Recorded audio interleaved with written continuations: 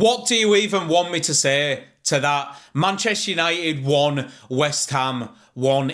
I am sick to the back teeth of spending money, spending time, just like watching this football team. I'm genuinely sick to death of it. And I'm typically not very reactionary. I tend to react to games a couple of days after and I'll look back and I'll say, that wasn't that bad or that was pretty bad. But after the game, I'm seething. And I went to the Everton game last week and I wasn't this mad. And the Everton game was worse, like circumstantially, that was worse. With that red card, with the Everton team being how they were, that was worse. But this West Ham team is genuinely one of the worst West Ham teams I've seen for about 10 years. I'm being deadly serious. They are so lethargic. Their defence is poor, the midfield poor. They've got Callum Wilson stood up front on his complete own, like on his own up front. How can we not press and get the better of that West Ham team? And the lack of intensity in that first half is beyond a joke, And I've said on one of my other videos, I've said on my TikTok video, these players need to realise they are playing at Manchester United. There are 70,000 people sat around you. If you give them something to cheer, right? If you give the Old Trafford crowd something to cheer, that'll give you a push. You have to do that yourself. I was at that Everton game, like I said last week. It was so flat from the start, and tonight it was so flat until we scored, and then we get a little bump, and we play well for 10 minutes. It's not good enough as a Manchester United team. You need to be able to drive that home. It's embarrassing, physically embarrassing. And I mean, you go through the team, the defence, at heaven, what the first half. I was glad to see him play. Glad to see him start at centre half, and I think that centre half position actually quite suits him, to be honest. But he was poor. He was lacklustre. He was off the market, and you bring Yoro on, so you're changing at that point. The entirety of this, we'll just talk about the substitutes, because you bring Agate on, and this manager has said specifically it's one attacking midfielder, it's one defensive midfielder. That's kind of the setup. So it's Casemiro, it's Bruno, it's Mainoo, it's Agate, right? Why is Mainoo sat on the bench? Why is he sat on the bench? The only time Kobbie Mainoo can get minutes in this football team is if Bruno Fernandes moves forward or Bruno Fernandes snaps his leg, right? That second one's not happening. Bruno Fernandes moves forward. Who do you bring on? Manuel Agate. And you've got Callum Wilson stood up front against you. Do you need 3 centre-halves, a defensive left wing-back and 2 CDMs? Do you need that against West Ham?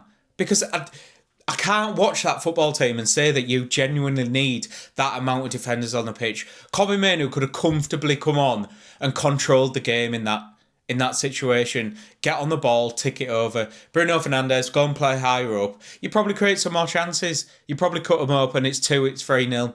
But instead, you put yourself on the back foot. And this isn't necessarily about Agate, because he came on and I think he probably did his job in terms of keeping the ball, recycle the ball. That's kind of what he's there to do. But you don't need that in that game. You don't need that against West Ham. I'm sorry. You do not need that amount of defenders on the pitch. And the full... I don't know where to go. The system itself just looks flawed in games like this. Ollie was on Stick to Football, wasn't he, a couple of weeks ago, and he said Manchester United struggle in this formation when we have the ball. And I thought, that's a bit of a weird thing to say. Like, does that really make sense? It's come true. The last 2 games where we've had most of the ball, it's come true. The Crystal Palace game, you could say, we got lucky in that. We got fortunate. We created 2 good goals, which you have to give the team credit for. But how can you be this inconsistent to then you're coming home, you're coming in front of your fans, you've just won a brilliant away game, you've got the chance to go into the top 4, and you produce that? It is nowhere near good enough. It is nowhere near the standard. And I've said I would rather this Manchester United team just be poor, just be average, right? Because one week we're really good, one week we're dreadful. I cannot deal with the inconsistency, the hope, week on week, right, of sitting and watching. And through the week, I'm a football obsessed. I will sit and I'll look at the table, I'll look at the results, I'll look at what's coming up, all that type of stuff. I'm sick to death of doing that. I am sick to death of looking at the league table and saying, oh, well, if I plan this out in my head, and Manchester United, they'll obviously beat Everton at home, or they'll obviously beat West Ham at home. Surely, like, in a couple of games' time, we're going to be in the top four and we're going to be 3 points ahead of them. Where are we now? Where, do you know what I mean? The team is fundamentally flawed, and I can't turn around and say it's the manager. I can't turn around and say it's specific players. There is just something not right, because you can say change of money. You can say change. We've seen this game before. We've seen this under Ollie. We've seen it under Van Gaal. We've seen it under Mourinho, Ranić. We've seen it so many times over these last 10 years. Just the struggle, the ineptitude to get over the line against some of these teams. That's why these records were created in terms of West Ham's first win at Old Trafford in X years, so-and-so's first win, so-and-so's first draw, so-and-so's first goal. These are not good records to have. It's horrendous. It's horrendously bad. And I can't dissect the game anymore. I just can't. I can't sit and talk about tactics or possession or XG when it is that bad. So that, for me, is an indictment on this Manchester United team. If I don't want to talk about the football, there is something fundamentally flawed with this team.